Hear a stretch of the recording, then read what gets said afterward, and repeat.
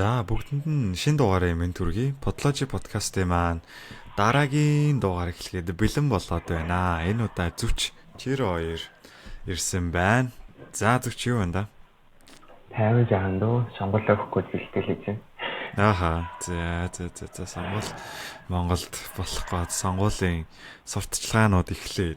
За энэ үчтэй галзуурсан л үе байд юм да тий. Бүртгэлийг хийлгэсэн үү?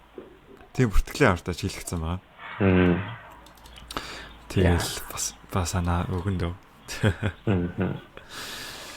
За энэ удаагийн бит хоёр дугаараар ерөөд одоо сонгол болж байгаатай холбоотойгоор тэгээ ер нь сонгогчдын сэтгэл зүйн талаар ярих байгаа.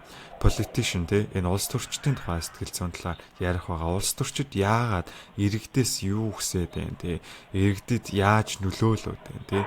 Тэгээд энэ болохоор цаашаагаад иргэдийг ямархуу байдалд оруулаад байна гэдэг тал дээр ерөөдөө хийж ярих байгаа. За тэр дундаа биднээс бүр хамгийн сайн тогтож ярих зүйл нь юу юм бэ гэхээр яагаад тэ улс төрчид тийм хүмүүсийг тэ эсвэл одоо developing орны буюу хөгжиж буй орны хүмүүс тэ ерөөдөө нийгмийн олонх нь болохоор тийм дундаж давхаргаас доош амьдралтай тэ тиймэрхүү хүмүүсийн тэр сонголт нь тэ сонгох их чадварт нь яаж нөлөөлөд байна яагаад эсвэл тэ улс төрчид хүмүүсийг тийм ядуу байлгах тийм дуртай байгаад байна. Тэгээ ер нь ядуу хүмүүс тэ тэр цаашаагаа сонголт хийх чадварт нь хэрхэн нөлөөлөд байна биднээс тий тархин тэгээ цаашлаад мөн энэ боловсрал тий хүмүүст хэрч чухал юм боловсрал сонгох чадварт хэр чухал юм тий тэр тухай ерөөхдөө ихний хэсэгтээ ярих байгаа. За хоёрдугаар хэсэгтээ зүч юу ярих вэ? Хоёр дээр болохоор бид нэр одоо болохоор баруун зүүн гэдэг хуваагдаа зарим нэгэн нийгмийн нөлөө бүхий хүмүүс болохоор хүмүүсийг нэг бол баруун бай нэг бол зүүн бай эсвэл намуудыг үзэл санаандаа доктортой биш байдаг үйл санааны нам байх ёстой гэж янз бүрээр шаардлагууд тавиад байна. Тэгэнгүүт яг хүний хувьд зүгээр энгийн одоо өдөржингийнхаа амьдралыг хөгөө явж байгаа. Хүний хувьд яг тэр зүүнний барууны гэдэг байгаа хоёр туйлынхаа зүйлсүүдийг судлаад үзэх юм бол одоо би болохоор алинд нь хамаарахгүй голт нь ч юм уу тийм аль эсвэл аль-алнаас нь жоохон аваад зөндөө олон зүйлийг нөгөөсгөхээр тиймэрхүү миний үнэт зүйл бол ихтгэл үнэмшилтэй одоо тэгэж таарахаар жишээ нь болчих магадгүй. Тэгвэл түүний шалтгаан юу юм бэ? Үнэхээр бид нэр хоёр төрлийн аль нэгэнд хамаарагдах одоо боломжтой юу? Аль эсвэл дийлэнх олох, тантай ижилхэн, надтай ижилхэн төвдөн байж идэг үү? Тэгээд хэрвээ төвдөн байдаг бол эсвэл зүүнийх бол барууных бол түүнд нь сэтгэл зүйн ямар суур үндсэн нөхцлүүд нөлөөлж явах боломжтой вэ гэдэг талаар. За тэгэхээр энэ дугаар зөвхөн их халуухан дугаар болох шинжтэй болоо явчлаа. За тэгвэл дугаараа эхлэе. За эхлээд ер нь яагаад бид нүстэй энэ политикчнууд маш олон одоо ингэж хөгжиж байгаа орнуудад тэ яагаад ийм боловсрал хөгжих гэж маш удаад байна. Эсвэл одоо тийм ядууралтай хэсэг бүс нутгуудыг хөгжүүлэх гэж яагаад удаад байна. Тэг биднээсийн дундаас нэг яриа ярьдаг. Яагаад ийм хүмүүсийг ядуугаар нь ингээд байлгамаар байгаад байна. Ер нь тэр нь ямар учир шалтгаантай яагаад вэ гэдэг талаар эхлээд тодорхой товч өгөө тодорхой яриад эхлэе гэж бодож байна. За хамгийн нэгдүгээрт биднээс яагаад тийм улс төрчид хүмүүсийг ядуу алхахыг хүсээд байна гэхээр нэгдүгээрт амархан тухайн хүмүүсээ удирдахад амархан байдаг. За яагаад вэ гэхээр нэгдүгээрт нөгөө хүмүүс нь хэцүү амьдралд орсон байдаг. За тэнгуүтэл тийм болохоор амархан immediate gratification буюу тийм амархан шууд тийм өөрсдийг нь ямар нэгэн байдлаар асуудлаар гаргаж чадах эсвэл шууд ямар нэгэн байдлаар өөрсдөд нь сайхан мэдрэмж төрүүлэх эсвэл шууд ямар нэгэн байдлаар тусламж авах тиймэрхүү зүйл болохоор амархан өртөмтгий болчдөг байгаа. За тэгснээрээ тиймэрхүү зүйлээр далимдаад одоо биднээсээ хэлдгээр хамгийн сайн мэдгээр бол зөвхөн л мөнгө өгөх шүү дээ, халамж өгөх. Одоо тэгээд энэ бүх үйлчлэгэнд чи ер нь бол тэрний шууд нэг хэлбэр гэж. Яагаад гэвэл биднээс өөрсдөө амьдрал маш хэцүү байгаа учраас эдгээр зүйлсүүдээс хамааралтай амьдралтай болоод эхэлж байгаа байхгүй. Тэгэхээр яасан байх нь энэ хүмүүс нь 4 жилийн дотор эдгээр халамжуудаа өгөөлэн нөгөө хүмүүс нь энэгээр нь амьдрал байна. За тэгэхээр яасан байх нь дараа нь өөр нөгөө талаас тий халамжаас нь өөр бодлого эсвэл ямар нэгэн зүйл гараад ирэх юм бол миний амьдрал яах вэ гэсэн тийм survival тий гэсэн бодол ороод ирж эхэлнэ. Тэгэхээр иймэрхүү байдлага ер нь нэг тийм циклд хүмүүсийг оруулцдаг байдаг байгаа.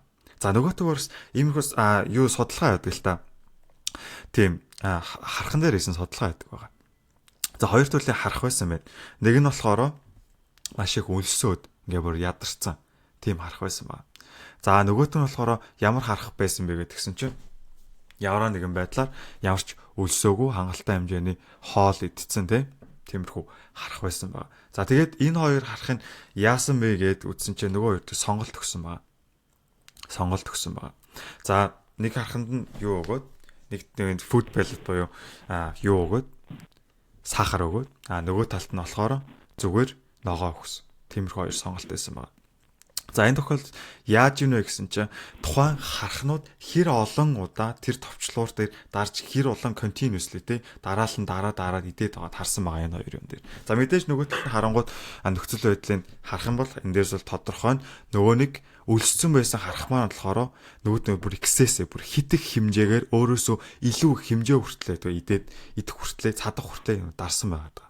За гэсэн чинь нөгөө нэг долоон байсан харах маань мэдээж цатгалан байсан учраас food pellet руугаа очоод тодорхой хэмжээнд дарж агаад зогсоод тэгээ цаашлангуудлаа нөгөө руугаа ногоон дээр очиж идэж эхэлсэн байна. Тэгэхээр үүнээс биднес юу харж болж байна вэ гэхээр нэгдүгээрт биднес шууд immediate reward буюу ямар нэгэн байдлаар биднес ямар нэгэн зүйлээр дутагдсан зөвхөн хэцүү байдал орцсон байгаа үед бид болохоор шууд энэ тэр зүйлсүүдийг шууд одоо ямар нэгэн байдлаар амар зүйлсүүдийг илүү амар илүү сайхан зүйлсүүдийг хойноос илүү амархан явдаг болчдөг байгаа. За тэр нь болохоор цаашдаа юунаас болохоор биднес үргэлжлүүлээд ярих байгаа.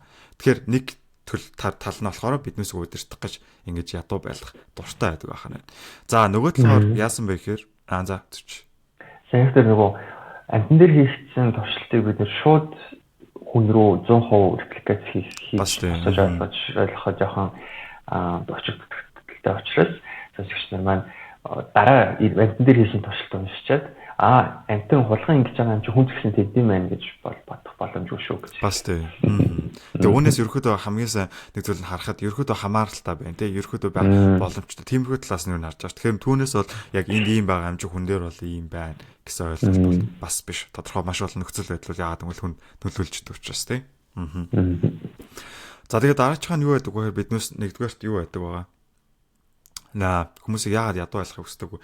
Тэгэхээр улс төрийн идэвхийг боруулахын тулд амархан ядуу болгож эхэлдэг байгаа. За энэ яадаг вэ гэхээр нэгдүгээрт ядуу хүмүүс болохоор одоо амжиргааны төвшнөөс дундаж төвшнөөс доош хүмүүс ямар байдаг вэ гэхээр мэдээлэлээс хомс байдаг.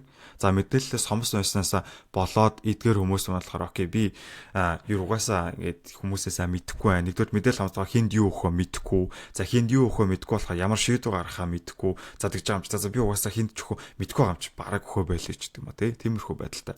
За нөгөөтэйгөр энэ судалгаа бас гарсан байлээ. За тэрэн дээр ямар гэсэн бэ хөгжиж буй орнуудын ерөнхийдөө амжиргааны төвшнөөс доод төвшөнд байгаа хүмүүсийн амьдарч байгаа газрын хэсэгт нь судалгаа хийсэн байлаа. За ямар газарт ийм хүмүүс амьдарч байгааг харсан чинь нэгдүгээрт энд сонгуул өгөх тэр газраас нэлээд зайдууд маш олон хэмжээнээс амьдарч ирсэн байлаа. За нэгдүгээр нөгөөс нь олон нийтийн тээвэр нэцүү тий. За тэгэнгүүт нөгөө хүмүүс чинь өдөр шөнөгүй ажилдаг хүмүүс. За ажлын юмнууд зарим газар болт ингэж Монголд жишээлбэл энийг бол ямар ч ажлын бос өдөр гэж яадаг шүү дээ. Тэгэхээр тэр өдөр маш олон нөхцөл эдгээр хүмүүс нь болохоор ажиллаа таслаад ч юм уу эсвэл ямар нэгэн байдлаар өөр газруудад ажлын өдөр хэвээрэл байж байгаа. Эсвэл зарим нэг хүмүүс нэг өдөр л ажиллахгүй бол амжиргааны төвшин залхуулах боломжгүй хүртэл арга замд орцсон явж байгаа.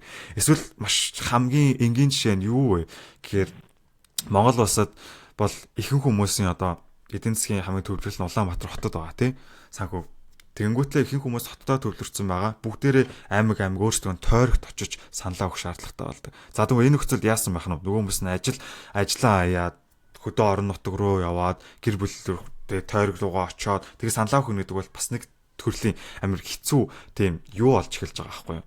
Садаанууд болж эхэлж байгаа байхгүй. Энэ хэдий зүгээр амархан мэд сонсогдож байгаа боловч яг ингээм амьдрал дээр яг энэ хэцүү хүний амьдралтай очиод харах юм бол энэ бол амар том даваа байхгүй тий. Тэгээд дээрэс нь хотод маш олон баг жилээр амьдэрсэн хүмүүс тэнгуүтлээ буцаад нөгөө тойрог дээр очиж бас юугаа шилжүүлэх хүмүүс амар олон байдаг шүү дээ. Оршин суух газраа. Тэгэхээр тэрнээс болоод маш их асуудал гараад. Тэгэхээр энэ дээр яаж нөхөр эдгээр хүмүүсийн амьдарч байгаа байдал тэгээ тэр газарт нь байж байгаа нийтийн тээвэр нөгөө газарт очиж сонгуул өгдөг нөхцөл байдал маш их олон садаанууд байж байна. Тийм учраас энэ хүмүүсийн сонгуульд өгдөг итгэх нь буураад байна гэсэн тийм судалгаа гарсан байна. За дараачихаа юу юм бэ? За. Санийх тэр нөгөө уг нь бол одоо дийлэнх академик ч юм уу аль эсвэл шинжлэх ухаанч хүмүүс аль эсвэл одоо өөрсдөө боловсролтой гэж боддог хүмүүсийн хувьд яагаад ирээдүйнхээ төлөө тиймхэн зүйлийг зав цагийг гаргаад явчих болтгүй юм. Аль эсвэл тэр хулгайны жишээн дээр харьцуулж бодохдоо хүн чинь амтныг харж бодох юм бол ингэж immediate reward гэдэг зүйлийг тисээд сэтгэлийн хатаараа ингэж тисэж байгаа. Тэгээд урт хугацаанд ашигтай илүү үр өгөөжтэй зүйлийг сонгож чаддаг тийм рационал амтны учраас амтнаас ялгарч байгаа штэ гэсэн чинь ингэж сөрөг аргументыг төвшүүлж магадгүй. Гэвч яг бодиттой бид нэр зүгээр л өдөр тутамдаа өөрсдөө хийдэг үйлдэл өөрсдөнд ямар асуудлууд тулгардаг үлээ гэдгээ бодоод үзэхэд нөгөө түүжрэл ажил дээр хурж ирэхэд одоо ажлын байрны сөргөөр амьсгал хэмжлэнгээс болоод бид нэ ингээл цааргалал гэрээсээ гарах сонирхолгүй байлцуул орой ажиллаа тараад явах гэхээр төгжөлттэй учраас за хүмүүсээ төгжил өнгөрөхөөр л явъя гэдэг ч юм уу. Түүнээсээ болоод орой олон ойролцдог гэж зөндөө өмнө тохиолдож байгаа. Тэгэхээр тэр бол нэг бид нэр даваад гашаад бүтээ ижлэх юм болов уу гэж бодогдлоо. Тийм шүү. Тэр бол ингээд хамгийн энгийн жишээс нөгөө нэг фитнес явах л байдаг шүү дээ, тий. Одоо фитнес бол жишээлбэл гэрээс хол тэрэн дээр уусаа судалгаагаар батлагдсан. Фитнестэй явах зам болохоор амархан явраа нэгэн байдлаар садаа бага байх тусам тухайн хүний фитнестэй явах магадлал нь илүү ихсэж байгаа байхгүй. За тэнгууд одоо жишээлбэл фитнес рүүгээ гэрээс нь хол байгаа. Тэнгүүдээ тийшээ явахын тулд заавал машинаар очих шаардлагатай болоод эсвэл явраа нэгэн байдлаар машин байхгүй бол автобусаар очих шаардлагатай болдог ч юм уу тий. Тиймэрхүү байдлаар фитнес нь гэрээс нь хол аваад ирэх юм бол нөгөө үнэнд одоо нөгөө явахгүй байх мохолын маш олон шалтгууд гарч ирээд байна л гэсэн үг шүү дээ тий. Зөвтгөх явахгүй байдлаар зөвтгөх шалтгууд гараад. Тэгэхээр тэгснээр өрхөө тухайн хүний фитнестэй явах тийм магадлал намайг багасаад тэрнтэй яг адилхан нөгөө нь одоо сонгуулаа очоод өгөх гэтэл өгөхгүй байх шалтгууд ингээ маш олон зөвтгөх шалтгууд ингээд өөрт нь амьдралынхаа байнгын гарч ирээд байгаа учраас нөгөө хүмүүс болохоор энэ сонгуулийн итгэх нь харьцангуй буураа тэгэд өөрийнхөө сонгуул өгөхгүй байгаа байдлаа ерөөхдөө зөвтгөх тиймэрхүү юмд гарч ирээд байгаа өгч очиж бас чадахгүй байгаа даа сайн нэг хэлсэн. Тэгэхээр яг ингээд нөгөө талаас нь яагаад ирээдүйн төлөө нэг очоод цав гаргаж болохгүй гэж бол бас шууд хэлж буруутгаж байгаа. Болохгүй тийм. Саяны тэр үйлчлэгийг хялбарчилж өгөхийн тулд хүмүүсийг үйлчлэл хийлгүүлэхийн тулд нөгөө монголоор болохоор яврахг орчуулагдсан Ричард Навлийн шагналт Ричард Тейлерийн нааж гэдэг ном байдаг тийм. Тэрэн дээр болохоор тэр жижигхэн өөрчлөлтүүдийг хийхэд тэдгээр нь хүмүүсийн амьдралд яг бодит үйлдэл хийхэд яаж хялбарчилж өгдөг вэ гэдэг талаар төрөл бүрийн салбар бүрдүүлсэн тийм ном байдаг. Тэрийг бас шууд саналаа. Бид тэрийг бас Монголд сонгуультай ашиглаж байгаа үзэгдлүүдийг энэ тэндээс олж харж болох юм байна. Эсвэл ашиглахгүй байгааг шүүмжилж болох юм байна. Бас тийм. За тийм. Тэгээ түрүүн бас нөгөө нэг биднээс хэлжсэнчлэн эдгээр амжиргааны түвшинс доогоор амьдралтай хүмүүс маань ямар нөхцөлд байдаг вэ гэхээр эдгээр хүмүүсийн маань маш их стресст өртөж байдаг. Бүхэл амьдралынхаа маш олон зүйлсүүдээр шалтгаалаад амьдралынхаа алхам тутамд маш их хэмжээний стресс тохиолдож байдаг. За тэгэхээр стресс хүмүүс яг яаж нөлөөд байна гэхээр стресс бол хүмүүс байж болох бүхэл байдлаар муу нөлөөлж байдаг. За хамгийн тэгэхээр нөлөөлдөг зүйл нь биднээс юу гэх юм биднээс сонголтох чадварт маш ихээр нөлөөлж байдаг стресс. За нэгдүгээр стресст орсон үед биднээс яадаг вэ гэхээр prefrontal lobe буюу биднээсийн тархины уртлын хэсэг маань болохоор энийг бол би маш олон зүйл дээр маш бараг дугаар болгон дээр юм холбож ер нь ярих хичээд яадаг вэ стресс биднээс маш их detrimental маш их муу гэдэг хүмүүс болохоор амар сайн мэддэг. Тэгсэн мөртөө тэрийг эсрэг биднээс бас юм хийхгүй байгаа нэгээд амар их буцаад биднээсээ өөрөө ингээд тийм vicious cycle буюу ингээд тэр буцаал стресс рүүгээ ороод тэнгуүлээ нөгөө стресс нь муу шийдвэр гаргахад нөлөөлөө тэг дахиад стресстэй зүйлс рүү ороод яваад байдаг. За тэгэхээр энэ тэр дундаа эдгээр хүмүүс амжиргаанч доогор хүмүүс яадаг вэ гэхээр энэ амьдралынхаа орчинд байгаа бүх зүйлс нь өөрөө маш их хэмжээ стресст оруулж идэг. За энэ болохоор түрүүний хэлсэнчлээ prefrontal lobe юу энэ хэсгийнх нь ерөөдөө нэг өсөндөө унтраачдаг жилж болно. За унтраачдаг гэхээр яаж ийнэ вэ гэхээр нөгөө хүмүүс нь энэ prefrontal lobe-ыг унтарчхаа тэгээ яах юм бэ гэж асууж иж магадгүй. За тэгээ prefrontal lobe нь унтрахаар яадаг вэ гэхээр биднээсээ энэ хөрөө саяны зөвчийг хэлсэнчлэн тий ирээдүгөө төлөө бодох, ирээдүгөө төлөө төлөвлөх. Тэгээ ирээдүгөө төлөө ер нь ямар тийм шийдвэр миний зорилго юу вэ гэж өөрт байнга өөрийг маань контролдож. Окей, би одоо ингээд энэ бэло ямар гоё юм бэ? Чихэрлэг би бэло идмээр юм штэ гэд хүсэж яах юм бол тэрийг чинь юу вэ чи 9 цаг болж чинь одоо унтах хэрэгтэй магаш ажилтаа штэ гэдгийг чинь хянжаадаг зүйл маань биднээс энэ prefrontal lobe байж байгаа. Тэгэхээр стресстэй хүмүүс нь яадаг вэ гэхээр энэ prefrontal lobe маань ерөөд унтрааштай гэж хэлж болно. Тэгэхээр биднээс яадаг вэ? Амар их хүмүүс ярьдэн штэ. Би стрессээр амар их юм мэдээд байдаг. Угаасаа тэр нь ойлгомжтой. Яадаг вэ биднээс энэ тархины урт хэсэг унтарсан учраас өөрийгөө контролдох амар хүчгүй болчихж байгаа байхгүй. Би стресстэй үедээ илүү хүмүүс уудаг ч юм уу. Эсвэл ямар нэгэн байдлаар шоудмаар байдаг ч юм уу. Эсвэл ямар нэгэн байдлаар ингэснээрээ нөгөөдүүл маань энэ ийм immediate reward тэ одоо ингээ сайхан байх тэр мэдрэмжүүдийг хянах zulыг хязааргүйгээр яваад ирж байгаа байхгүй. За тэнгуут нөгөө хязааргүйгээр явж байгаа зүйлсүүд минь өөрсдөнд буцаад яаж нөлөөлж ийнэ гингүүтлээ буцаад дахиад нөгөө нэг стресс маань улам хүчрхжүүлээд дагтаршуулаад байдаг гэж хэлж байна. За ингээд нөгөө дагтаршуулсан стресс маань яадаг вэхээр дахиад нөгөө prefrontal lobe маань бүр унтраагаад бараг ингээд дахиж сэрэхгүй болтол унтраагаад ингээд байгаад байгаа. Тэгэхээр ийм байдлаараа нөгөө хүмүүс чинь ингээд нэг эргэлтэнд ороод буцаад ингээ эргээл яваал. Тэгэл энэ цаашаа ямар нэгэн байдлаар сэтгэл зүйн асуудал болоод тэгээд бүр ямар нэгэн байдлаар жирийн амьдралдаа энгийн байдлаар оролцох боломжгүй болдог. Тэгэхээр энэ амьсгалын сүнс доошоо хүмүүс болохоор өөрсдөө энэ зүйлээс гарахад болохоор маш хүндрэлтэй нөхцөл байдал байдаг. Нэгдүгээр амьдарч байгаа орчин амьдралаа хэв маяг. За тэгээд тэр бүх зүйлсээс хамаарат ингээд эдгээр хүмүүс маань зөв шийдвэр гаргах тал дээр асуудалтай болж ирдэг байхаа байна. Тэгэхээр стресс гэдэг зүйл маш их чухал. Биднээс үүнийг хянжаах хэрэгтэй. Мөн дээрэс нь амжиргааны түвшинч доор хүмүүс яагаад ийм буруу шийдвэр гаргаж байгаа. Яагаад биднээс түр хүмүүсийг бас ингэ шууд буруутгаж болохгүй гэхээр биднээс юм байгаа амьдарч байгаа орчин бүх зүйл нь өөрт нь стресс болж идэг. Алхам тутамдаа стресс өртөж идэг. Энэ нь болохоор өөрт нь буруу шийдвэр гаргахад нь нөлөөлж идэг байна. За тэгээд үүн дээр нь биднээс дахиад нэмээд нэг зүйл нь юу байдаг вэхээр үүн дээр нь биднээсийг ажиллаад нэгдүгээрт нөгөө хүмүүс нь буруу шийдвэр маань гаргаж чадахгүй болоод ирэнгүүт үүн дээр нь улс төрчид маань болохоор яг ажиллаад эхэлдэг байгаа.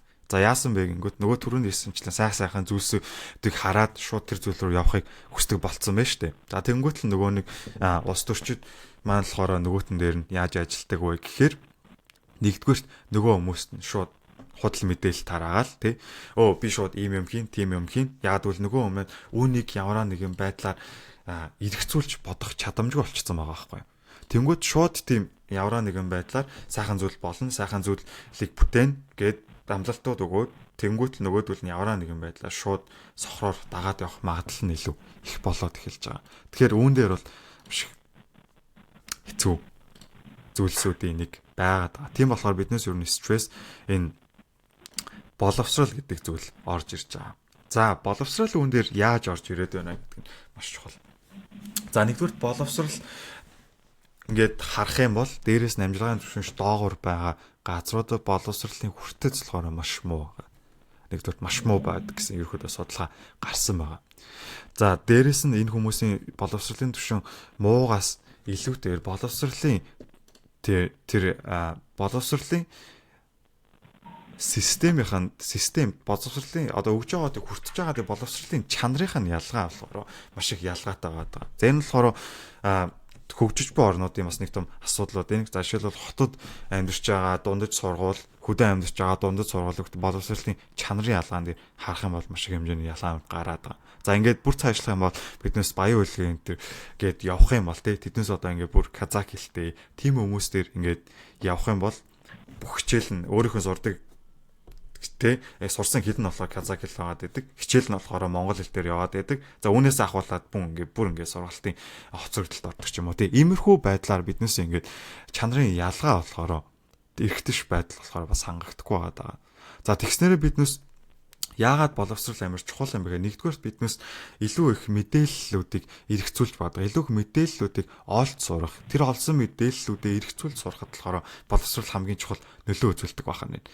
За энэ болохоор бас дээрэс нь Монголын сургалтын системийг юу болохоор critical thinking буюу биднээс юмыг эргэцүүлж бодох тийм ямар нэгэн байдлаар энэ асуудал гараад ирэхэд тэр асуудлаас асуулт асууж сурах. Энэ асуулт яагаад юм бэ тийм энэ асуулт нь юунаас болж маш олон талаас нь харах. Энэ асуудлыг эргэцүүлж бодох. Тиймэрхүү талаас нь болохоор харах чадвар биднээс зөв боловсрал өгдөг байгаа даа. Тэгэхээр боловсрол бол маш олон талаас хүмүүсийн тархийг хөгжүүлж идэг. Энэ болохоор биднээс олон төрлийн хичээлүүд надад ямарч хэрэггүй шүү дээ. Амьдралд юу ч хэрэггүй. За энэ болохоор магадгүй таны өмдөлт яг ингээд окей нэг дээр нэмэх нэг хоёр эсвэл магадгүй нэгээс одоо нэг биднээс квадратик штгэл мэгтгэлээ тиймэрхүү зүйлс биднээс амьдрал тутамдаа хийхгүй. Гэхдээ эднээс нь биднээс яаж яадаг вэ гэхээр биднээсийн тархинд дах тэр маш олон эсүүд нейроны холболтуудыг байнга үүсгэж идэг. Тэгэхээр тэр нейроны холболтууд нь цаашаа юу вэ гэхээр биднээсийн илүү тархины сэргийг байдал, тархины өөр нөхцөл байдал дасан зохицох чадвар, өөр нөхцөл байдлаа хүрэх чадруудыг илүү нэмэгдүүлж идэг байна. Тэгэхээр тийм болохоор биднээсийн энэ олон төрлийн талаас нь тархийг хөгжүүлэх нь болохоор чухал байгаад байгаа. Тэр дундаа боловсрол нь ерөнхийдөө in general ерөнхийдөө ингээд биднээс боловсролтой хүмүүс юугаараа ялгаатай байгаад юмыг эргэцүүлж бодох чадвар тэр талаараа ерөнхийдөө хамгийн ялгаатай байгаад байна гэж энд харагдаад байгаа. Тэгээ энэ нь болохоор хамгийн яагаад энийг business critical thinking яг энэ дээр илүү онцолж яриад байна гэхээр сонголтын дээр биднээс болохоор маш олон зүйлсийг эргэцүүлж бодох шаардлага гардаг байгаа. Тэ энэ сонгогч тэгж гин энэ сонгогч ирээдүйн мөрөгдөлбөр ийм юм байна. За тэнгууд энэ хүн сонгогч өмнө нь ийм зүйл хийсэн юм байна. Эсвэл энэ хүн ийм юм хийгээгүй байна. Тэгвэл ирээдүйд яах вэ те? Яагаад энэ хүн ийм юм өгөөд байна? Өмнө нь ингээгүй байж ч гэдэг юм. Ингээ маш их хэмжээний ерөөдөө тооцоолол маш их хэмжээний нөгөө нэг эргэцүүлж бодох ийм шаардлага гараад байгаа. Тэгээ би өөрөө юу хүсэж юм ч гэдэг юм өөрөөсөө асуулт асуудаг юм те. Маш олон зүйл гараад байгаа. Тэгэхээр үүнээсээ болоо биднээс сонгох чадвар болохоор эдгээр зүйлс маань нөлөөлдөг байх нь. За, ерөөдөө нэг иймэрхүү зөвчүүн дээр нэмэх зүйл байна уу? Одоо саяны шууд тэр боловсралгүй хүний ялгаа гэдэг. За мөн бид нэр юмаа уншлаа гэж судлаа гэж тэр их мэдээллийг угаасаа дахин дотроо анализ хийгээд буцаага синтез хийгээд за окей би энэ хүнд л итгэе. Энэ хүнд л хамгийн байгаа хүмүүсээс хамгийн зөв юм байна гэдэг ийм туйлын шийдвэр сонголт хийдэж гарч ирэхгүй гэдэг талаар одоо яагаад тэгэж гарч ирэхгүй яагаад бид нэр одоо 100% рационал байж чадахгүй гэдэг талаар. За нэгдүгээр 100% рационал байж чадахгүй гэдэг дээр болохоор бидний одоо бүгд мэддэг болсон баг. Саяхан 2-3 сарын өмнө насурсан дэлхийн одоо эдийн засгийн Нобелийн шагнал Даниэл Канеман бол Amos Tversky хоёрын гаргаж ирсэн сонгогдсон онол болох системийн нэг болон хоёрдугаар системийн сэтгэлгээ гэдэг зүйл байгаа тийм system thinking гэж. За энэ болохоор нэгдүгээр систем бол хүнд ухамсарлаж амжаагүй буюу би энэ зүйлийг бодож гин мэдж гин аль эсвэл мэдэрч гин гэдэг энэ баттай анзаараа орж ирээгүй байхад хүний толгой дотор шийдвэр гаргахад нөлөөлөх хүч хэмжээний тэр мэдрэмжийн одоо суур үүссэн байдгаа түүгээрээ дийлэнхтэй бид нар өдөр тутамдаа шийдвэрүүдийг гаргаж явдаг гэдэг сэтгэлээ. Түүний дараад нь болохоор систем 2 буюу түүнийг анзаарчаад өмнө ийм зүйл болоход энэ мэдрэмж төрөөд тэгээд би энэ үйлчлэгийг хийхэд ямар үр дүн гарлаа гэдгийг нэгдүгээр тохиомсорлож бодох. Хоёрдугаарт би одоо ямар цаг хугацаанд ямар нөхцөлд хаана байгаа вэ? Хинтээ байгаа вэ гэх мэтчлэн гадна болон дотоод мөн өөрөө дотор гэдэг нь болохоор өөрийн хэд ядралтай байна уу? Эсвэл маш суралтай байна уу? Одоо юу гэдэг те өвчтэй байна уу? Энэ тэрийгэ бодоод тэр анх төрсэн мэдрэмж дээрээ тулгуурлан шийдвэр гаргахгүйгээр одоо шүүлтүрт оруулах гэдэг энэ зүйлийг яриад байгаа тийм. Тэгэхээр энэчнээс эхлүүлээд бид нэр хүн угаасаа 100% рационал биш юугаар бол Ричард Тейлорын хэлдгээр бол бид нэр homo economicus биш ээ бид нар бол ерөөсөө нөгөө сонгодог эдийн засагчтай хэлдэг шиг 100% рационал хүмүүс биш ээ гэж хэлдэг. За тэгэхээр окей тэгвэл бид нар угаасаа л одоо биднэрт Facebook-оор, Instagram-аар, social-аар заагаад байгаа хүмүүс ч тэр бид нар ч тэр супер академик хүмүүс маань ч тэр 100% үнэ хариултыг бол мэдэхгүй байх юм байна. Тэ. Тэгэхээр ингээд бодохоор бид нэр за одоо тэгвэл яах вэ? Зүгээр азаа үзэх юм уу? Зоос хайж агаад хэнийг сонгочих юм уу гэдэг зүйлүүд болж магадгүй.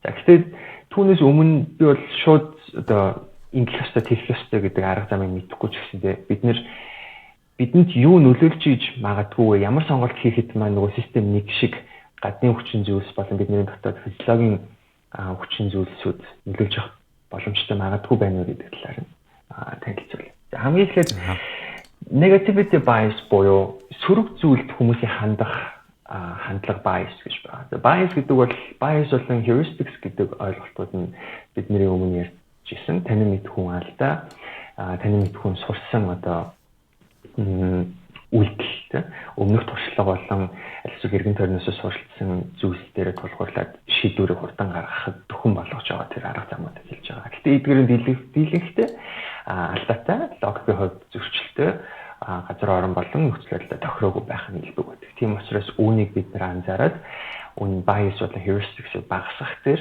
судлаач нар илүү анхаардаг. За negativity bias гэдэг бол ямар нэг сөрөг зүйлд хандах хандлагыг одоо хэлж байгаа. За ингээд хийгдсэн нэг судалгаа байгаа юм. Хибинг болон бусад судлаач нарын 14 онд хийгдсэн. Улс төрийн үзэл баримтлалд нь энэ negativity bias нөлөөлж явах боломжтой юу гэж. Negativity bias өндөр байх тусам тухайн хүнийг ямар одоо спектрумын намыг дэмжих үү, альсвал ямар спектрумын үзэл хандлагатай хүн байх боломжтой гэдэг нь бид нэр таамаглаж чадах уу гэж бодож байна. За спектрум гэдэг юу яриад байгааг бол баруун зүүн гэж өмнө хэлсэн.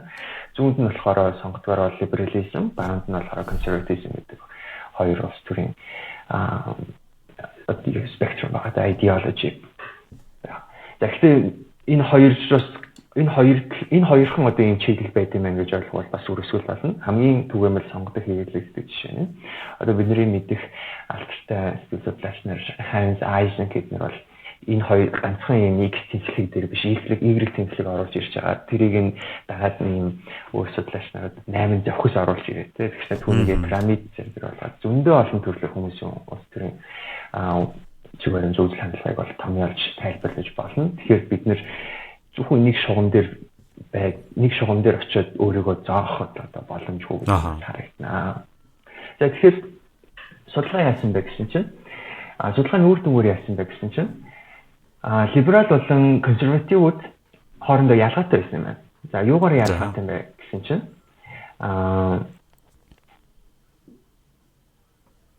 урдлагыг одоо хүртэж хүлээж авч байгаа байдлаараа ялгаатай. За өөр болохоор юугаар ялгаатай вэ гэсэн чинь шин мэдээлэл болон хүний сэжгийг хүргэсэн тэр мэдрэмжийг мэдэрч байгаа дээр ялгаатай байсан байна. За яасан бэ гэсэн чинь консервативчдод илүү энэ сэжигч мэдрэмж өндөртэй хүмүүс. Харин либералууд нь болохоор энэ сэжигч мэдрэмж илүү бага мэдэрдэг хүмүүс байж л дээ. За нэг судалгаа. Тэгээд консервативчдууд нь болохоор тэр сэжиг мэдрээд байгаа зүйл рүү яадаг вэ гэвэл илүү их сэтгэл зүйн энерги хөрөнгө оруулалтыг зарцуулдаг. Түүнийг байхгүй болгохын төлөө явдаг. Мөн одоо улс төрийн түвшинд бол тэдгээр сэжгийг хүргээд байгаа нийгэм дурууг хүргээд байгаа зүйлүүдийг багасгах мөрийн хөтөлбөр компанид ажлууд руу илүү одоо татагдах хандлагатай байна. За энэ нь болохоор одоо би өөрийнхөө сэжгийг хүргэдэг болчих юм байна. Ямар нэг зүйлийг шийдвэрлэдэг болчих юм бол би консерватив болчих юм байна. Эсвэл би нэг юмнаас шийдвэрлэдэг юм олцсон юм идчихдэг, харсан юм уучдаг тийм хүн учраас би либералист юм байна, либерал юм байна гэж бол бодох нөхцөл биш. Гэхдээ улс төрийн үзэл хандлага гэдэг энэ физиологийн түвшиндөө хүний мэдэрч байгаа мэдрэмжтэй ач холбогдол бүхий одоо хамааралтай байна. Тэгээ хоорондоо ялгаатай байна гэдэг бол бидний харж болж байгаа нэг зүйл байна. За тэгэхээр үүнээс үндэслээд юу гарч ирж байна вэ гэхээр бачаараа улс төрийн үзэл хандлага генээс улбаатай, гентэй холбоотой байж болох уу гэдэг асуулт. За тэгвэл бид нар болохоор өмнө хүний генээр дамжуулаад мэрэгжил болон одоо сонирхол гэдэг зүйлүүдийг гаргаж ирж болохгүй шттэ гэж дугаар хийжсэн. Тэгсэн одоо юу бүр улс төрийн үзэл хандлагыг гентэй холбохгүй явуулчихаа гэж гайхаж магадгүй. Гэхдээ энэ гентэй холбоотой судалгаанууд бол бүр улс төрийн сэтгэл судлал болон улс төрийн шинжилгээ ухаан гэдэг шинжилгээ ухаанууд үүссэн цагаас эхлээд хүмүүсийн толгойд байсан асуулт судлаач нэр судалж ирсэн сэдв. 2005 онд John Alford гэдэг Rice их сургуулийн профессорын хийсэн одоо ерөнхийдөө бол энэ улс төрийн үзэл хандлага болон ген хоорондын хамаарлыг судалдаг тэргүүлэх судлаач нарын нэгэн хийсэн судалгаа байна. За нөхөр болохоор өөрөө яг энэ 5 оны судалгаанаас өмнө маш олон эхрүүдийн судалгаануудыг бол хийсэн. Эхрүүдийн судалгааг болохоор удахгүй ярина. Гэхдээ эхрүүдийн судалгаа гэдэг бол нөгөө нэг эсэх үү, хоёр эсэх үү гэдгээс нь шалтгаалаад хооронд нь өс төрсөн орчныг нь холбож байгаа ижил байна уу, ялгаатай байна уу гэдээ үздэг. За ингээд бүр угаасаа судалгаа болгоноор дандаа ялгаатай консерватив болон либералууд нь хаана өссөн тэрнээс үл хамааран генийхаа одоо нөгөө хоёр эсэх бол нэг эсэх байгаас шалтгаалаад ялгаатай бол ижил байсан юм харагдаж байна. Энэ нь юу вэ гэвэл улс төрийн үзэл хандлага шин гентэй холбоотой байж болох юм шүү гэдэг бол таамагуудыг төвшүүлж байна. За ингээд цаашаа нэрвчлээ судлаад үзэнгүүт Alfred яасан бэ гэхээр extended family буюу өргөцсөн гэр бүлийн дагаварчлал нь улс төрийн итгэл үнэмшилдэх гений одоо нөлөөнд яаж нөлөөлж байна гэж байна. Тэгээ энэ хоёр генийн нөлөө бол улс төрийн үзэл хандлага гэдэг ийм хоёр хамаарал байна. Тэгвэл энэ дунд нь extended family structure design орж ирэхээр өөрчлөгдөж байна гэж харж байна гэсэн. За тэгээд өмнө дурдсан яг судалгааны онлайн хэсэг дээрээс энэ авсан байгаа шинэ хүмүүс сонирхолтой магадгүй гэж бодсон зүйл нь 5 оноос хойш юу хийсэн бэ гэсэн чинь хайтны болон бусад судлаач нар генийн нөлөө хүмүүсийн сонголтоо их улс төрчдөөс сонголтоо их сонголтонд бол нөлөөлж байна. Гэхдээ энэ нь шууд биш.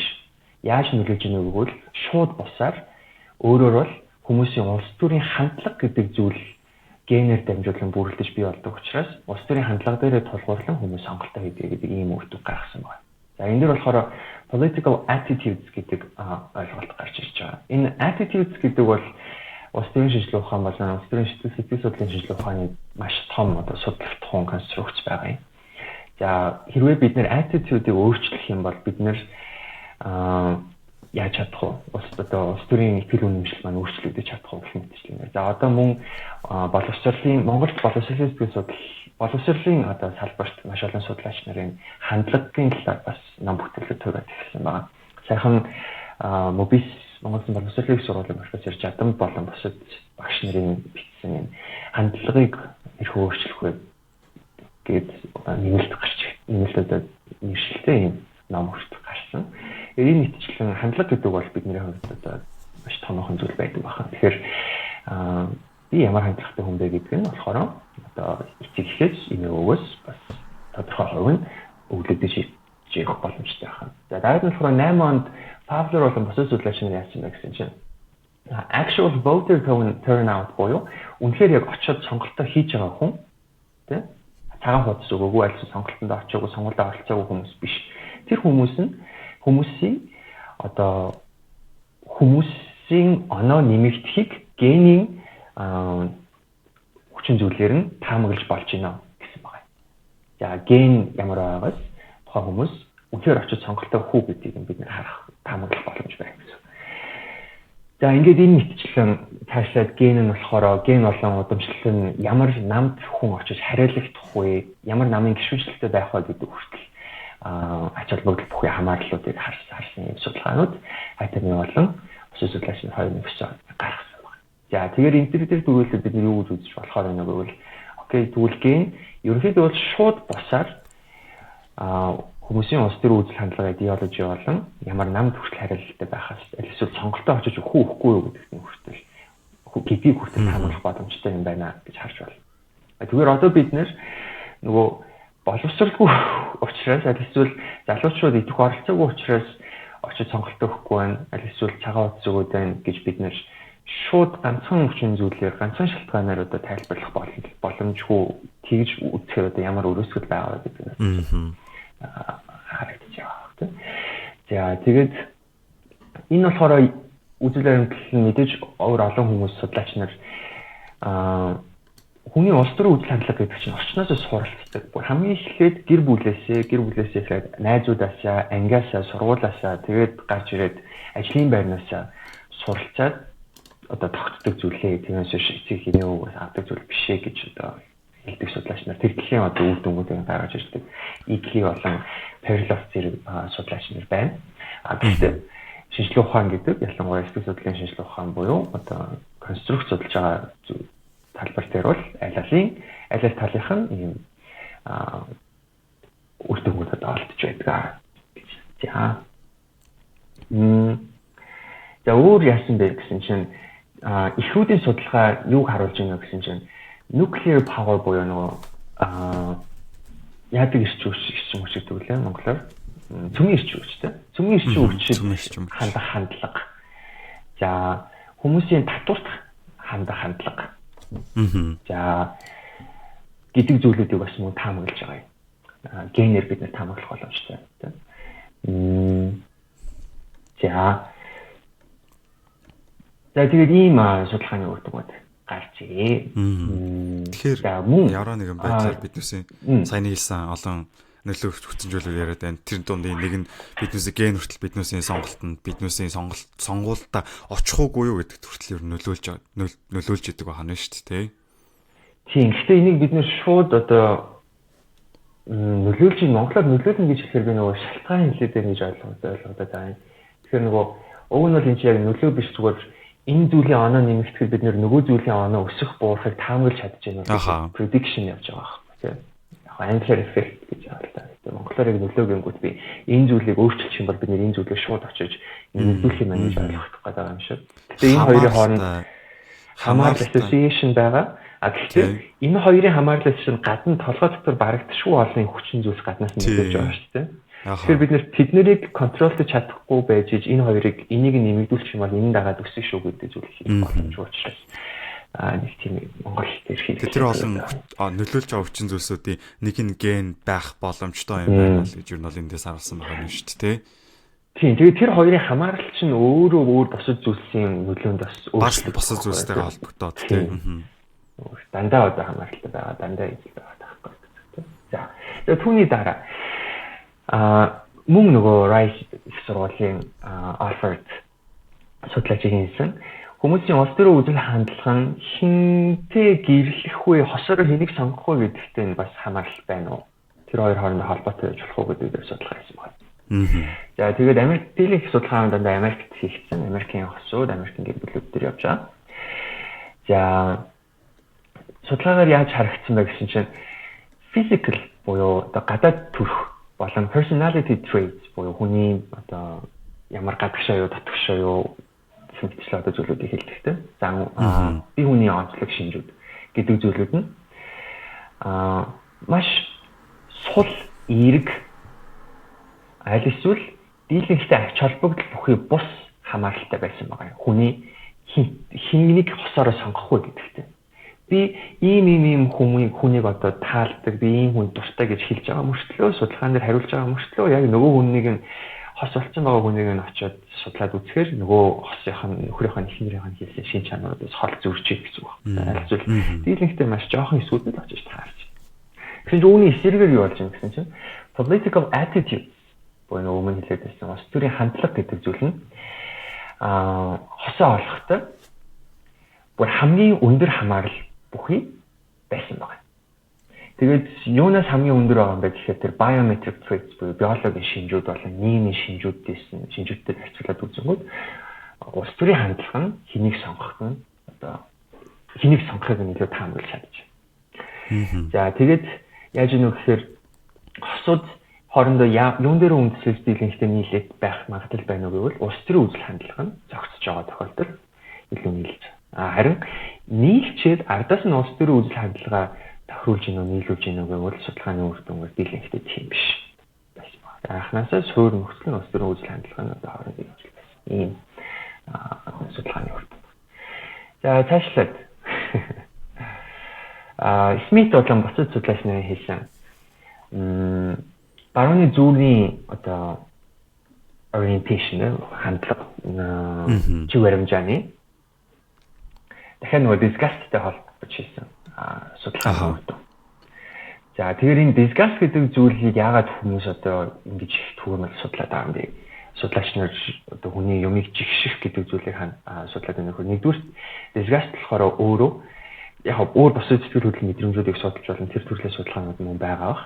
Гэхдээ сэтгэлийн хөдөлгөөн гэж байна. Сэтгэлийн хөдөлгөөн болохоор Paul Ekman-ийн онолоор бид нэрт үндсэн 6 primal болон primal and universal буюу бүх хүнд байдаг тэр 6 төрлийн сэтгэлүүд л байна. Тэрний нэг нь disgust буюу энэ бол бид нэр зөв физиологийн болон биологийн үндэстэй нөхцөлтэйгээр үзүүлдэг хаана хэн байхад үл хамааран бид бүгд байдаг тийм мэдрэмж. Тэгэхээр бид нар бүгдд нь ийм зүйл байгаа юм чинь хэр их disgustтэй биш байгаагаас нь шалтгаалаад одоо бас тэрийн чи хандлага өөр байна уу гэдгийг судлаач нь хараад байна гэсэн үг тийм. За. Тэгэхээр мөн одоо хүнээс гадна маш олон амьтад одоо disgust буюу одоо энэ тэр primal суур одоо сэтгэлийн хөдөлгөөн дээр дөрүүлж өгөхөд бол амьдарч байгаа шүү дээ. Хоолой үнэрлээд таалагдвал идэн, таалагдахгүй бол идэхгүй орхич тийм. Хүний хувьд болохоор үлбэрч өгөх гээд байгаа юм бол тэр таалж гинөө таалахгүй нөө хамаагүй очиод идэн шүү дээ. За. За тэгээд судалгааны үйлдэл яасан бэ гэсэн чинь хүмүүсийг судлаад үзсэн чинь хүмүүс ингээд хийсвэр нөхцлүүдийг бодуулсан байгаа юм. Тэр нь болохоор маш их сэжиг хүмээр ойготмаар нөхцлүүдийг бодуулсан байгаа. Тэгсэн чинь хоёр төрлийн хүмүүс байгаа. Зарим нь болохоор тийм зүйлийг хэрвээ би тийм зүйлийг бодох юм бол тийм зүйлсээ надад таалагдахгүй гэж хариулж байгаа хүмүүс. Хэрвээ би тийм зүйлийг бодсон бол үгүйс гайгүй шүү дээ. Би бол нэг юмнаас сэжигээ байхгүй гэж хариулж байгаа хүмүүс байгаа тийм. За. Тэгсэн чинь хамгийн их тэр зүйлүүд надад таалагдахгүй, надад хэцүү байна, би 50 байж чадахгүй гэж хэлсэн хүмүүс юу харуулж ирсэн бэ гэсэн чинь баруун талын үзэл хандлагуудыг илүү одоо дэмждэг тэдгээр зүйлүүд өөрсдөө илүү үнцэндээ итгэл үнэмшийн төрүүлдэг болсон байгаа.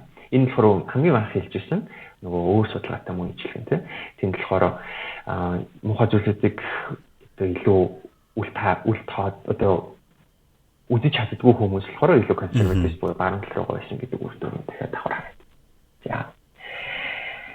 Тэгэхээр юу гэсэн үг вэ гэхээр бид нөгөө барууны үзэл хандлага шин тэгвэл яг юун дээр төвлөрөөд байгаа вэ гэдэг одоо орж ирж байгаа. Энэ болохоор барууны үзлийн хандлага шин зүйлүүдийг бид нэр айлуулах, уламжлалаа дагаад одоо conserve хийгээд хадгалаад явъя гэдэг юм байна шүү дээ. Өөрчлөлтөөс юм зайлсан ял гэдэг байгаа шүү дээ. Тийм. Маш ерөнхийдөө тэ одоо энэ дэр маш олон зүйлийг нь орхигдуулаад уусдаг хүмүүсийн доргыг хөргөж явах юм. Гэхдээ яг бидний судалгааны үр дүнтэй холбоотой байгаа гэсэн болохоор энэ байгаа. Бид нэр одоо яагаад энэ хоёрын хоорондын холбоог яагаад гэдгийг тайлбарлаж байгаа дээр судлаач нь болохоор консервативистүүд угаасаа энэ шин зүйлээс татгалзаад арилгах таах тухтай сайн сайхан байгаа одоогоо л аваа явчихъя гэдэг хандлага байдаг учраас магадгүй энэ суур disgust гэдэг сэтгэлийн хөдөлгөөн нь одоо өндөр байх тусам энэ хүртэхүү өндөр байх тусам ингээ холбоод үүсэж магадгүй байна гэж хэлж байна.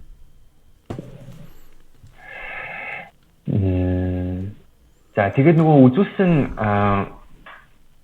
төсөөлсөн зүйлүүд нь юу байсан бэ гэсэн чинь зургууд байсан байна. За тэрийн жишээ нь ямар зураг байсан бэ гэсэн чинь амаараа дүүрэн жижиг хорхоо идж байгаа хүмүүсийн зураг харуулаад эсвэл тийм зүйл төсөөлүүлээд гэх мэтчлийн одоо зүйлүүдийг бодсон байна. За тэгсэн чинь тэдгээр хүмүүс өөрсдөө судалгааны өмнө болон дараа би бол консерватив хүмүүс консерватив хүмүүс гэж одоо тодорхойлсон.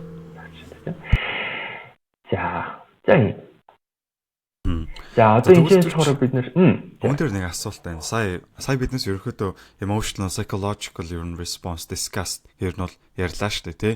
За тэгвэл биднесийн биеийн physiological response ер нь бас ямар хөө байдгийг тэр тухай бас давхар яаж одоо биднээсийн физиологийн хувьд физиологи нь бас өөрөө сэтгэл зүйтэй манаас холбоотой байдаг шүү дээ. Тэгэхээр энд эдгээр хүмүүстэй ямар нэгэн байдлаар сэтгэл зүйн хувьд болохоор өөрчлөлт гарч байгаа юм чинь физиологийнхоо хувьд эдгээр зүйлсүүдийг харахад ер нь эдгээр хүмүүсийн хоорондын ялгаа нь ямар байгаа вэ? За одоо болохоор Oxley болон судлаач нарын хийсэн тэгээд одоо шинжилгээ ухааны салбартаа маш өндөр нөлөө бүхий science гэж сэтгүүл дээр хэвлүүлсэн ийм өгүүлэл байгаа. За энэ болохоор хүмүүсийн нөгөө political attitude-тэй хандлага, улс төрийн хандлага нь физиологийн онцлогуудаараа шалтгаалаад онцлогуудаас одоо хамаарат өөр байна уу гэж үзэж байна. За тэгээд судалгаа болохоор яасан бэ гэхээр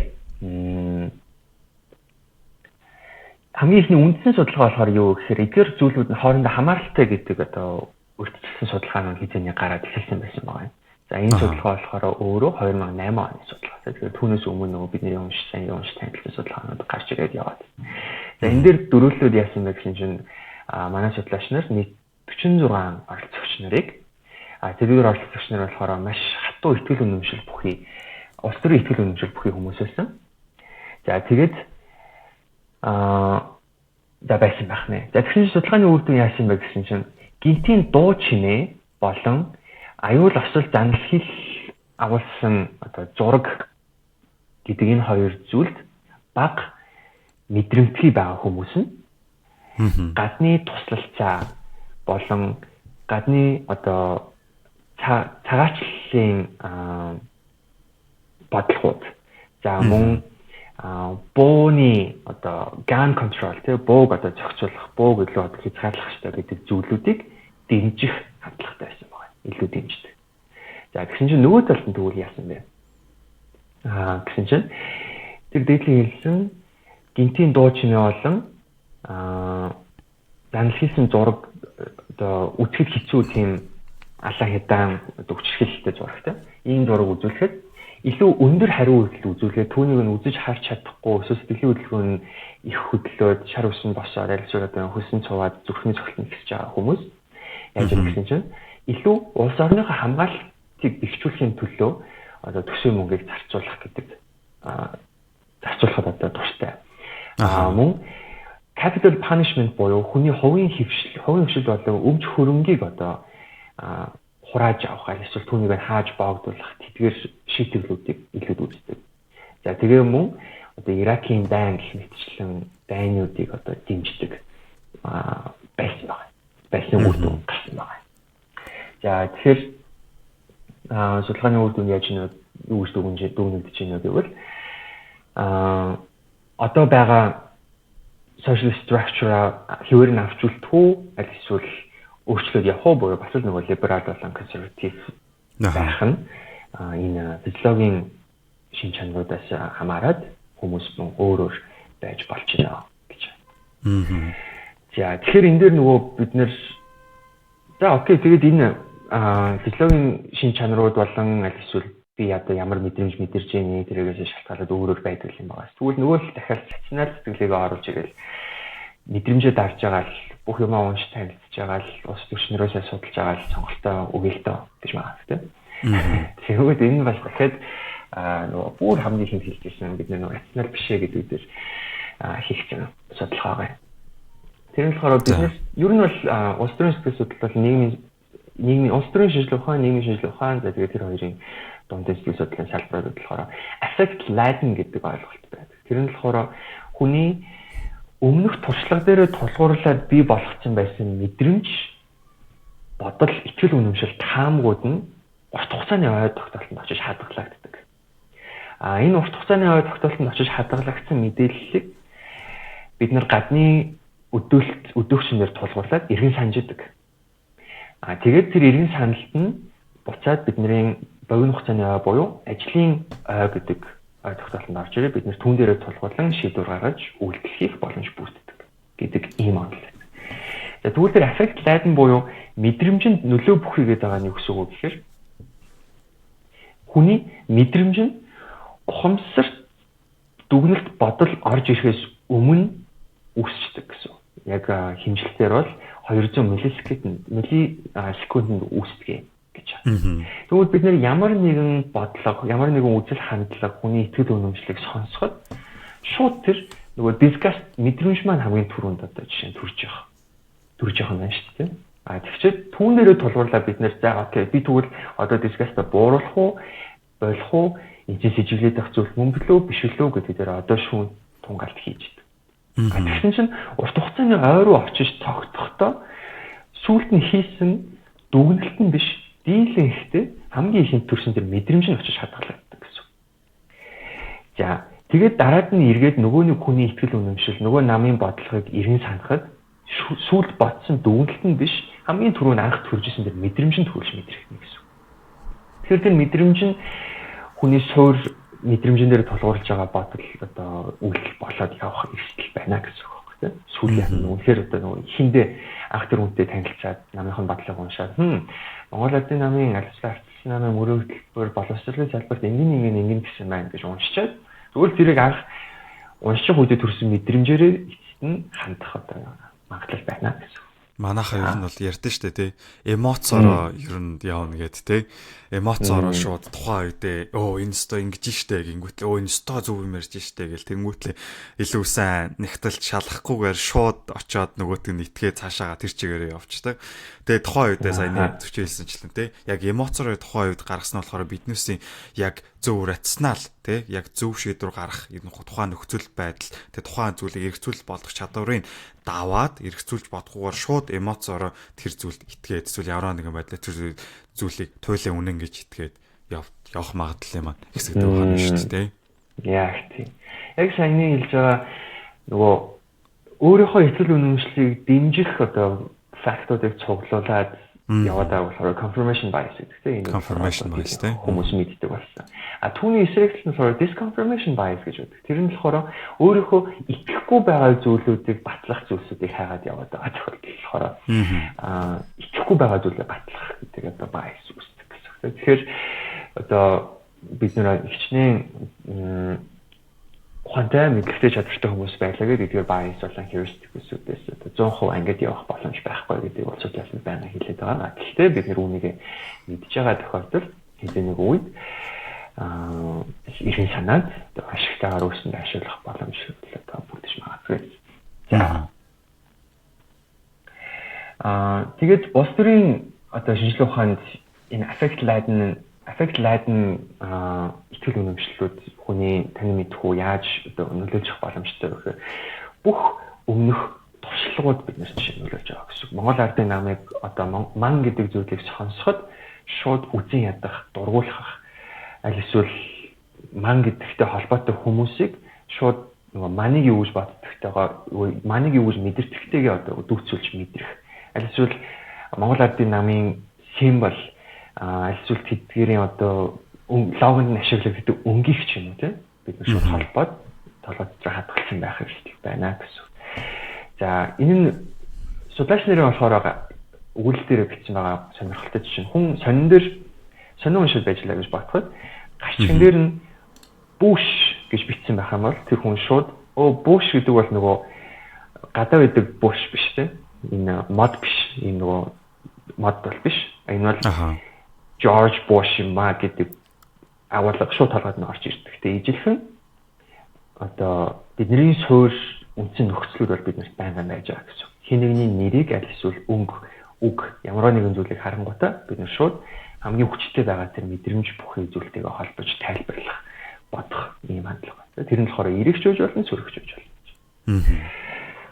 За тэгээд за тэгвэл онлын хувьд болохоор нэг юм байгаа юм. Тэгээд түрүүнээрээ бас өмнө ярьжсэн хүмүүс ажил төрөл ихсэх тусам амжираа залгуулахын тулд их цаг зарцуулах тусам мэдээллийн хомсдолд орно, аль эсвэл өөр шин зүйлүүд анхаарал хандуулах энерги болон одоо чадахгүй болно гэж. Энэ дээр болохоор бид нэр бас нэг сонирхолтой зүйл бас одоо дийлэн хүмүүс мэддэг болсон баг. Анхаарлын багтаамж гэдэг зүйл гэдэг. Тэр нь болохоор хүн нэг одоо моментод 7 дээр нэмэх хас 2 объектэнд анхаарлаа хандуулах чадвартай, төр хооронд анхаарлаа шилжүүлэх потенциалтай гэж үзэж байна. За тэгэхээр одоо нөгөө бидний энэ heuristic болон bias-ууд ямар хэрэгтэй юм бэ гэхээр энэ угаасаа бидний анхаарлаа хандуулж чадахгүй байгаа потенциалыг одоо тэр undpotential-ыг те нөхөж байгаа зүйлүүд л байхгүй тийм. Сурсан зүйлүүд дээрээ тулгуулад окей одоо бол дийлэнх сошиалыг анзаараад тах юм бол дийлэнх хүмүүс өнгөрсөн 8 жил болон 30 жил дээрээ тулгуурлаад манал биш шүү гэдэг хандлага байдаг юм байна. Жишээ тийм. За тэгээд мэдээж хүн ямар нэгэн зүйлсийн өнгөрснөөр нь ирээдүйг таамаглах одоо боломжгүй. Юу болохыг бид нэр уусаа хэлж мэдэхгүй учраас гэхдээ бид нэр түүхөө судалснараа одоо ирээдүйд ямар байх вэ гэдгийг бас таамаглах боломжтой. Ирээдүйд юун дээр анхаарах вэ гэдгийг мэдэх боломжтой гэж бас тааш хэлээ. Саяных дээр тийм бас зөвчийн саяных дээр алт нэмээд нэг зүйл ярих түрүүний хэлсэнчлэн нөгөө нэг амжиргааны төвшинч доош амьдралтай хүмүүс дээр саяны нөгөө анхаарлын багтаамжийн дээр бас байна л да. Яагаад гэхээр эдгээр хүмүүс маань бас дээрэс нь саяны зөчийн хэлсэнчлэн анхаарлын багтаамж нь болохоор нэгсэн маш их хэмжээгээр дүүрсэн байдаг гэж хэлж болно. Түрүүс биднээс хэлсэнчлэн нэг талын юу вэ гэхээр эдгээр хүмүүсээр өдөр тутмын амьдралдаа маш их хэмжээний асуудал орсон байдаг. Орж идэг те. Тэнгүүтлээ тэр олон асуудлууд нэг өсөндөө энэ бүх анхаарлын толгой дотор нь аваад тэнгүүтлээ тэр бүх зүйлс нь болохоор анхаарал нь эдгээр бүх асуудал руу байнгын явж агаад тэгээ нэг өсөндөө нөгөө үнэ ямар нэгэн байдлаар шин зүйл орж ирэх чадамжгүй болсон байна гэсэн. За нэг өсөндөө одоо амьдралд нь одоо бид жишээлбэл одоо энэ сонгуулиар болохоор маш их хэмжээний нэр дэвшигчид маш их олон намууд байна. Тэнгүүдийн болохоор маш их хэмжээний анхаарал шаардна. Маш их хэмжээний тархин дотор багтаамж шаардаад байгаа шүү дээ. Нэгдүгээр тэрийг оруулж ирэх зүйл бодно гэдэг. Тэгэхээр аль хэзээний ямар нэгэн байдлаар асуудалтай байсан хүмүүс нь болохоор тодорхой хэмжээгээр эдгээр хүмүүсийн эргэцсэн зүйл бодох чадвар ам уу эдгээр шинэ мэдээллүүдийг оруулж ирж толгой дотор багтах өгөө нүртэл ерөөдөө тодорхой хэмжээгээр нөлөөлж идэг ахна саяныхнаас ер нь ярихад бол тийм. За тэгэхээр бид нэр одоо хичнээн рационал байя гэж бид нэр өөрсдийн хүний техник шал нь хязгаарлалт нь бол байж магадгүй. За ингээд ардаас нь одоо сүүлийн нэг судалгаа бас нөгөө George W. Bushтай холбоотой нэг судалгаа байна. Судлаач нар юу гэж үзсэн бэ гэхээр хүнд terror management гэдэг зүйл байдаг. Энэ нь болохоор аюул осол болон ямар нэгэн зүйлсээс зайлсхийх менежментийн стратегиуд хэлж байгаа хүний дотор агуулдаг. За тэгэхээр энэ аюул заналал нь болохоор хүнд чи өөрт мөнх амьдрахгүй штэ хэзээ нэгэн цагт үхэн штэ гэдэг зүйлийг санагдуулангууд үүн дээр дөрөөлөд хүмүүсийн хинд хандах хандлага ямар намыг дэмжих нь өөрчлөгдөж гинөө нэмэгдэж гинөө багасч гинөө гэдгийг үзсэн байна.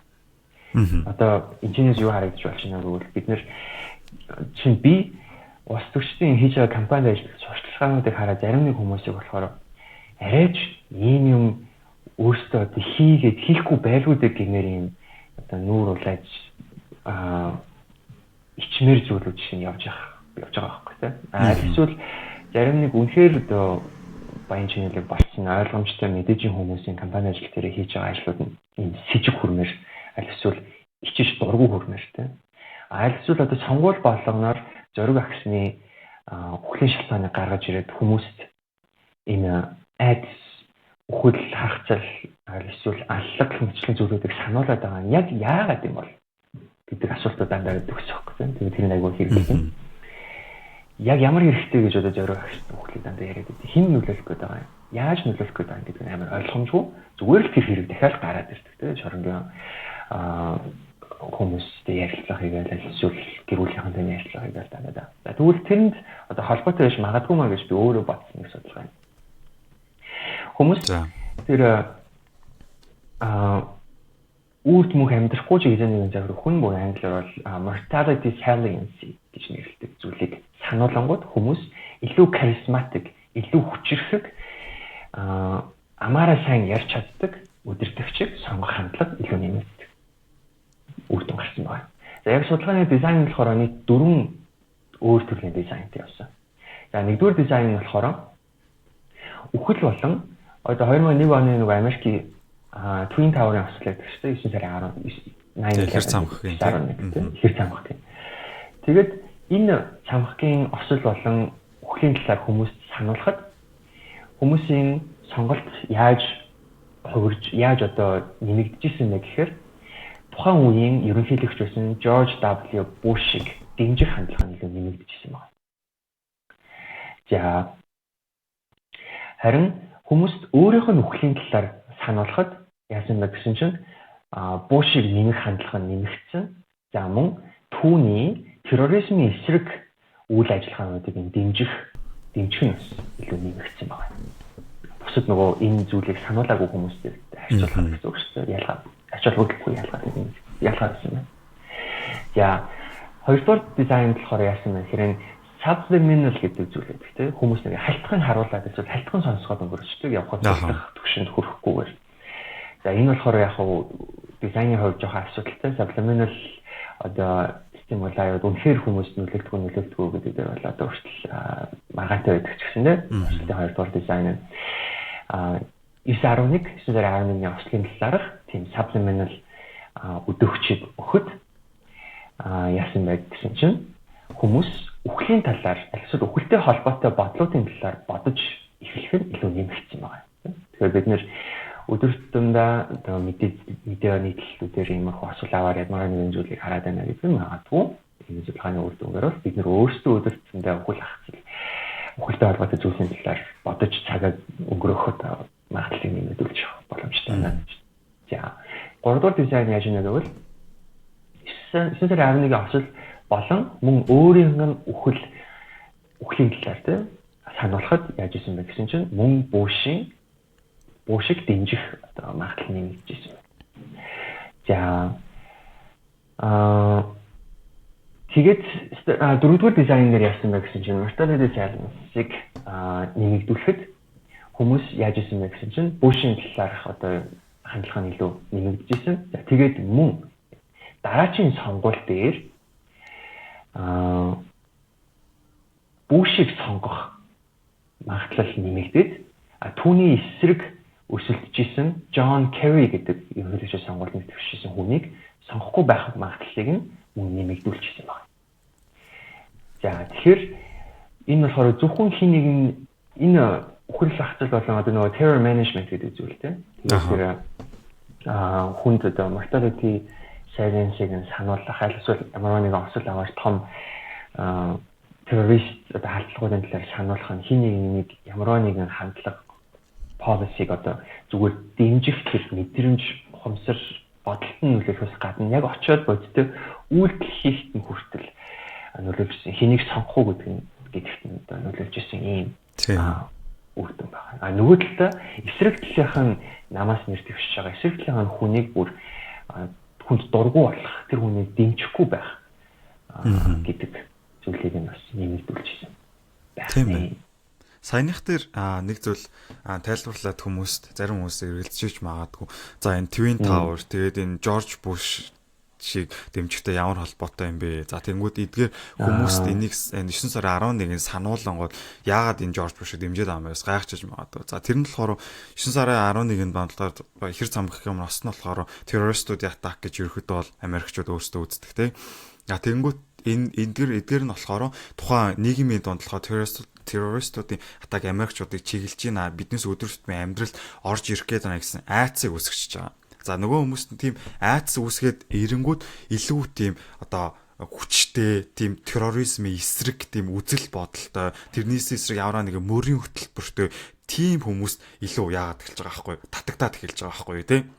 Тэнгүү тэр үед нь яасан байх нь Жорж Бушийн өөрийнх нь мөрийн хөтөлбөр өөрийнх нь тэр гаргаж байгаа хийж байгаа үйлдэлд нь харсан чи им терроризм эсрэг маш хүчтэй алхмуудыг хийж байгаа шиг тиймэрхүү байдлуудыг харуулжсэн байхаа маш хэмжээний цэрэг хүч явуулдаг ч юм уу эсвэл террористууд Америк дахиж алхахгүй ч гэдэг юм уу тий бүрэн иймэрхүү маягийн тийм үг хэл ашигладаг ч юм уу тийм юу ашиглаж исэн учраас эдгээр зүйлийг сануулхад энэ хүмүүсийн Жорж Бушийг дагах тийм мэдрэмж нь илүү хүчтэй болж ирээд байна гэж иймэрхүү байдлаар холбогдоод байгаа. Тэгээ саяны юмнууд бол. Тийм. Тэгээд бас саяных дээр ингээд би саяхан юу үзсэн юм аа. Нөгөө нэг Netflix дээр шинээр орсон Гитлерийн яг хэрхэн ингээд яг Гитлер болж тийм тэгээд диктатурны тийм хүн болсон. Яаж тэр Наци Герман тийм хүмүүсийг удирдахч болсон юм бэ гэдэг талаар тийм юу үзсэн докюментари маяг юм үзсэн. Тэрийг ер нь одоо сонгуул өгч байгаа хүмүүс байх юм бол яг нэг үзчихвэл зүгээр юм шиг санагдсан. Яг гэвэл тэр ингээ яаж тэр Гитлер хүмүүсийг удирдах гэж Гитлер ямар үгээр хүмүүсийг одоо жишээлбэл саяны чиний хэлснэг бол тэр маш ихээр Гитлер ашигладаг байсан байхгүй. Яг гэвэл нийгэм донд байснаар антисемитик буюу тэр еврейчүүдийг үзэн язах үзэл дээр нь суурлаад үндэсрэх үзлийн улам яагаад ирсэн байгаа байхгүй. Герман хүн бол хамгийн дээд хүн тэнгуүтлээ бусад нэг үндэсний хүмүүс болохоор хүн биш ч гэдэм үү. Эсвэл ямар нэгэн байдлаар тийм үдсэн яталтын улам нэмэгдүүлэх еврей хүмүүс ингээ бүх юмыг удирдаг, бүх мөнгөний бодлого дэлхийг ер нь хойгоор нь удирдах гэдэг ч гэдэм үү. Тиймэрхүү байдлыг нөгөө саяны биднээс хэлсэн чинь бас нөгөө эмоц дээр нь өөрийнхөө эмоцийн тэр одоо үдсэн ядах эмоц, тэгээ ямар нэгэн байдлаар үзлийг нь цаашаага илүү хөөргөж өгөх тийм талаар нь ажилласан маш их тодор харуулж өгсөн байлээ. Тэгэхээр ер нь биднес сонгуул их хөм ч юм яараа нэгэн байдлаар яах хөм тэрийг нэг үзчихвэл илүүдэхгүй маш их сургамжтай докюментари нэг ер нь бол болсон байлээ. Тэгэхээр тэрийг бол үзхийг зөвлөж байна. Энийг сонсож байгаа хүмүүстэй. За тэгээд эцэстэн сүүлд нь төвчд нэмж хэлэх зүйл байна уу? Тийм. Энэ гарч ирж байгаа судалгаанууд маань бид нэр одоо угаасаа сонгол өгөх чадваргүй юм биш үү гэж хүмүүсийг санаа сэтгэлээр унгах гээгүй. Эдгээр зүйлүүдийг эргэн тойрноос ажиглаад олж хараад анзаараад тэгээд өөрийгөө бас ийм сул талтай юм байна шүү гэдгийг мэдчих юм бол нийгмээс эргэн тойрноос ирж байгаа дарамт шахалтуудыг бас илүү бага одоо хүлээж авах баг одоо сөрөг байдлаар хүлээж авах. Тэгэхгүй бол одоо жишээ нь зүгээр л сонгуульд оролцох гэдэг бол чинь өөрөө их шүү дээ. Оролцохгүй байж болно тий. Гэхдээ болно гэнгүүт зарим хүмүүс болохоор залуучууд оролцохгүй байгаа учраас одоо сонгуулийн эрчим хүрэхгүй байна, шинэ намгаалж ирч чадахгүй байна, парламентд солонгор үүсэхгүй байна гэхлээр хүмүүс залуучуудыг айгүй их ингэж дэмжиж байгаа. Сонгуул өгөхийг нь уриалж байгаа. Тэгэнгүүт нөгөө ганц залуучууд гэхгүй бүхэл насны хүмүүс сонголт хийн гэдэг өөрөө маш хүнд зүйл тий. Тэр их мэдээллийг уншиж танилцах, тэмцэнээс дотроос нь холбоод одоо боловсруулалт хийн гэдэг угаасаа тэгээ ялангуяа энэ жил 1300 гаруй нэр дэвшигч байгаа үед бол бүр юм солиорвсон гэмээр ийм хүнд тогтолцоо, том тогтолцоо байгаа байхгүй. Тэгэхээр өдөр тутмынхаа амьдрал дээр зүгээр ингээд өдөр тутмынхаа амьдралыг явж байгаа хүн ишээгээ тэр их нэрийг цаг цагаар зарцуулан орно гэдэг бол маш хүндрэлтэй. Тэгэхээр гэхдээ одоо TD-ч гэсэндээ бид нар ямар нэгэн байдлаар ядаж л эдгээр зүйлүүд дээр тулгуурлаад ийм зүйлүүдээ одоо хумсарлж байгаа шүүлтүүрнээс хасж байгаад чадах ятгаараа л одоо боломжтой тулгуурлаад судлаад тэгээд одоо сонгуул өгөх одоо нөгөө сонгуулийн сонгогчийн боловсрол, сонгуулийн боловсрол гэдэг зүйл байдаг шүү дээ. Тэрний л нэмэр болох үүднээс эдгээр зүйлүүдийг ирсэн шүү гэж. Тэгээд яг улс төр болохоор зүгээр л юм political hobbyism гэж нэрлэдэг юм байна. Зүгээр л өдөр тутмын улс төрийн хобби болгож мэдээ уншиж хаана хин ямар хулгайлал хийсэн, хаана хин ямар одоо мафийн гишүүн бэ нэтэрэ гэдэг зүйлүүд мэдчихдэг хүмүүс байдаг шүү дээ. Аасын тэр 8 оны сонгуулиар 12 оны сонгуулиар ингэсэн тэр компани мэдчихдэг бүх удам судар юутай тийм. Тэгээд наач тэрний ах тэр видео үзчихсэн. Тэгээд энэ болохоор зүгээр хобби. Тэр хүн тэрийг мэдлээгээ танаас илүү биднээс илүү өрнөлөө бүхий сонголт хийн гэдэг зүйл байхгүй л болов. Тэгэхээр бас мөн өөрийгөө тэр хүмүүстэй харьцуулаад би одоо ямар одоо арчаагүй иргэн бэ те. Би хэний ч мэдгүй байж хиндээ сонгол авах юм бэ? Энэ хүмүүсийг харалтаа. Ийм хүмүүс сонгол өгч ийн гэдэг те. Тий, өөрийгөө харьцуулахгүй байхтнаас нөлөөлөх байх. Дэмжлэг болох болов гэж бодчих. Тэгээ нөгөө зөвхөн хобби байдлаа биш, яг юм жинхэнэ бодиттой үр дүн үзүүлдэг оролцогч байх нь бид нарт бас илүү чухал шүү гэж.